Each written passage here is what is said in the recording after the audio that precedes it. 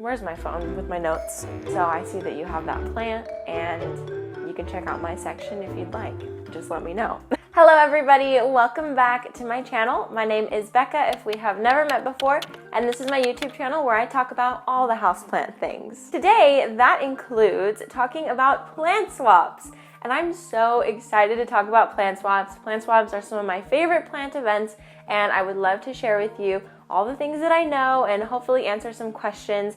I have made a plant swap vlog before where I took you along with me, and I thought that I would kind of break it down because I didn't fully explain all of the things that I was doing. I tried my best, but I was kind of in a rush. So I'm coming back now to that thought. I put a pin in it, and I'm coming back now to share all of the things that I did and I was thinking about and I was going through in that day. So the number one thing that I want to get across in this video is plant swaps are not necessarily all about the plants. It is so much more about community than it is about plants. So in order to have a plant swap, there needs to be an established plant community, and that could be something that is already established, or it could be something that you start. One way, and I'm gonna plug this again, but one way that you can find people near you is by using your indoor jungle tag. So that would be #yourcity plus indoor jungle. And so I've made an entire Instagram account dedicated to documenting this so that maybe it would make it easier for you to find someone in your area.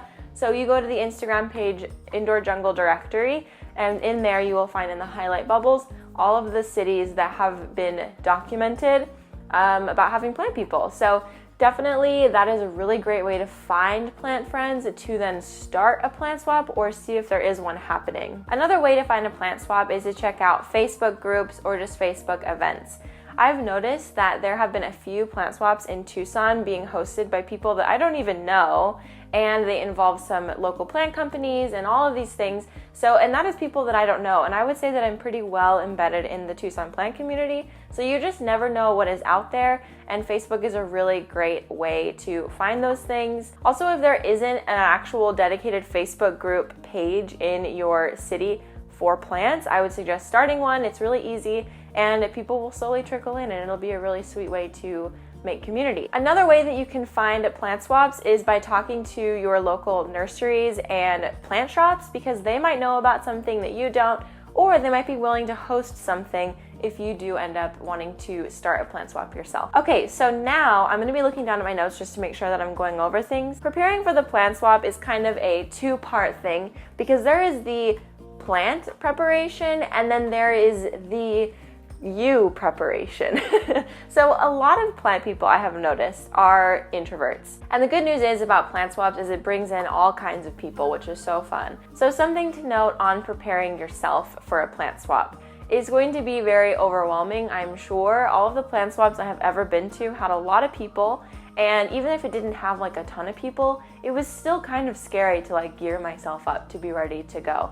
And I would say that I'm not a shy person. So definitely if you are feeling unsure or just kind of nervous, just know that that's completely normal and nobody will fault you for that. So if you're worried that you don't have enough good plants, or you don't have rare enough plants, or you don't have big enough plants, please don't worry about that, because whether or not you actually make swaps at the plant swap, you hopefully will cultivate new friendships and new relationships. And I think that is the most important part, because in this plant journey, it can be very easy to feel alone because a lot of people think we're crazy. I can't imagine why, but I think that it's really important for us to connect with other plant lovers, and plant swaps are a great way to do it. And I think too many of us worry like way too much before we go. So I hope that if you are worried or you're watching this in preparation, you got this, you're gonna do great out there. And I know that you are gonna make some pretty awesome friends. Okay, so now enough of the life lesson stuff. We're gonna talk about preparing the plants. So obviously you want to bring plants that are pest free. So definitely like quadruple check your plants so there's nothing on them. It is possible for pests to go unnoticed for a very long time until you very closely inspect your plants. So I would suggest doing that. So if you are going to a plant swap, it's important that you know that you can bring a myriad of things. You can bring full-size plants, you can bring cuttings, you could bring plant accessories, you could bring grow lights. Anything plant related I think is okay at a plant swap. And in my experience, people want that stuff too. So I would love to trade a plant for a plant accessory because I already feel like I have a lot of plants, and usually when I go to a plant swap, I don't want to bring any of those plants home, and I kind of hope that I'm coming home with less.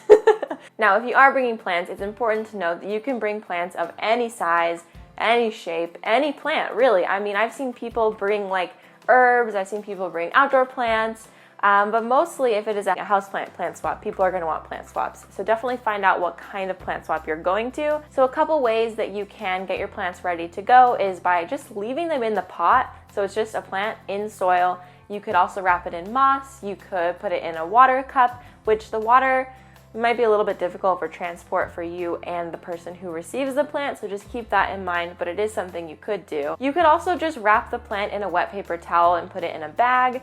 All of these things would work perfectly because you kind of want to prepare the plant as if you are shipping it. So if I do have a plant in my swap that is in soil still, I will, prepare it exactly like if I was shipping it with the soil. So that is covering the soil, taping it all up so that if the plant was to fall over, it wouldn't be dirt everywhere, because maybe that's just a personal preference. I would hope that someone else would do that because I don't really want to have to worry about it falling over in the car and getting dirt everywhere, because Lord knows we've all been there. So I just kind of like to help people in that way, and it only takes a few minutes. The next thing that you're going to do when preparing for your plant swap is label your plants. I think that this is something that I, as a rookie plant swap attender, I did not do. I actually was hoping that the person hosting would have something for me, and she did. There was popsicle sticks that I could write my name and my plant name on it. But definitely, if you are watching this video and you're going to your first plant swap, you could look like you know what you're doing and label your plants in advance. And you can do just anything you want with the plant label. You could get as crazy as you want. I've seen people like fully design stuff like in Adobe Illustrator, and I've also seen people just write on a note card what it is and then set the plant on top of it. So you can get as crazy or as not crazy as you want. I think that I'm kind of in the middle there. I will probably have been inserting some clips from when I went to a plant swap, and you can see what my labels were. It wasn't anything crazy. I just had a cool font and I printed out some labels. So on your actual plant labels, you want to put the name of the plant and your name / Instagram handle. The plant name is so that the person bringing home the plant knows what the heck it is, because if it's a plant that they're not familiar with, they might forget the name of the plant by the time they get home. And also, if you have your name on the plant, it'll be a lot easier to identify which plants are yours, because when you have a lot of people at a plant swap, everybody's plants are kind of like lined up like ducks. And so it can be a little bit more difficult to decipher whose plants are whose. And if your name is literally on the plant, they can just search for you and they'll say, hey, I'm interested in that plant. But we will get to that in just a second. I actually have used the past couple of times a small cooler that I have, like an ice box, and I was not expecting it to go super well, but my plant swaps that I went to were in like the dead of the summer, and I was like, there's no way that these plants are gonna be okay in my car for like 2 hours driving to Phoenix, because the plant swap I went to was in Phoenix. And also I went to a plant swap in Tucson and I still used it, and that was only like a 20-minute drive. So either way, I think that if you have a cooler or like an ice chest of any kind, that is a really great way to do it. Also, you can use like milk crates or something like that. Basically just something that is like hard and boxy, because that will make it a lot easier for you to transport the plants in your car. And you definitely don't want your plants to suffer on the drive over. So what I do is I put all my cuttings and plants in the cooler, and then I put some ice blocks in it as well, like ice packs that you had in your lunch as a kid. And that preserved them super well. And also when I was coming home from the plant swap, I put them in there too, and everything was fine. Everything arrived beautifully back at home. Now for the actual swap. So I will advise you, you definitely want to arrive early. If a plant swap starts at like 2 p.m., let's say, I'm probably arriving at like 1:45, 1:50. Arriving early will also give you the chance to get the best table spot possible. I prefer to kind of hang on the outskirts of the table so that when people are asking where my section is, I can just say, oh, the end of that table. That just makes it a lot easier. Also, I've thought about making like a little sign that says like De La Plants on it or like Becca, because then it would be really easy for people to find my table. Also, you could maybe put like a flag or just something that would denote that those are your plants. I think that especially the labels is a great way to do that. Like maybe make your labels a certain color so that people know like the purple labels are my plants, the purple ribbon are my plants, things like that, just to distinguish yourself from others, in addition to putting your name on the label, because sometimes all the labels can look very similar. Also, I would advise not to arrive late because a lot of people start bargaining early. A lot of the plant swap, not directors, like organizers will tell you not to do that, and they're like, please don't start bargaining before we start. But like people are. There's really no avoiding it. Like you see someone walk in with a plant you want, you're gonna walk up to them and be like, so I see that you have that plant and you can check out my section if you'd like. Just let me know. Now we get to the part where we talk about actual trading. It took us a while to get here. I hope you're still with me. So when the organizer asks everybody their names and everybody goes around, make sure that you are taking note of people's names. If you are not a good person with names, that's totally fine. I am in the middle with knowing people's names. So it's just good to at least know the face of the person who owns the plants that you want. You can just go up to that person and say, hey Stephanie, so glad you're here at the plant swap with me. I'm really interested in your arrowhead vine. If there's anything in my section that you're interested in, definitely let me know and we can work out a trade.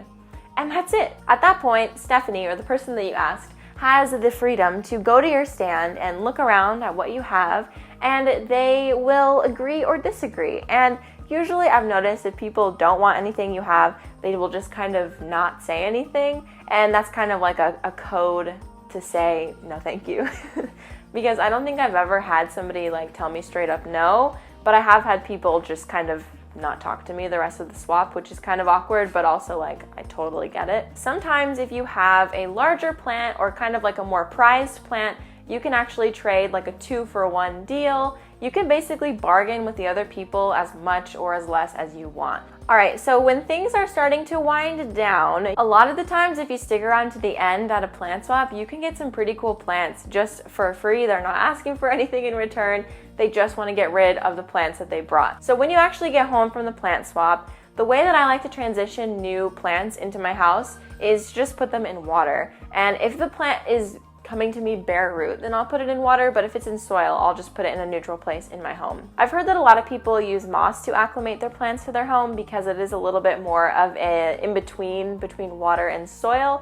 So whatever you choose to use, moss or water, that's totally great, but I will say I've never had any issues with water, and I have never really tried to transition with moss. So maybe I will try that in the future. I actually have an order of moss coming in the mail today, so we will see. I think that covers it all. Thank you guys so much for watching this video. If you have additional questions about plant swaps, please leave them in the comments down below and I will answer them as best I can. And don't forget to subscribe to my channel because I would love to have you join our little family here. I'm hoping to have 10,000 subscribers by January 1st, my 1-year YouTube anniversary, and I really think we'll be able to do it. So if you feel so inclined, I would love if you shared my page with your plant friends, and yeah, we're just growing our little family over here. So thank you again for watching this video. Again, questions about plant swap, leave them down below, and I will see you guys tomorrow for the next day of Vlogmas. Bye!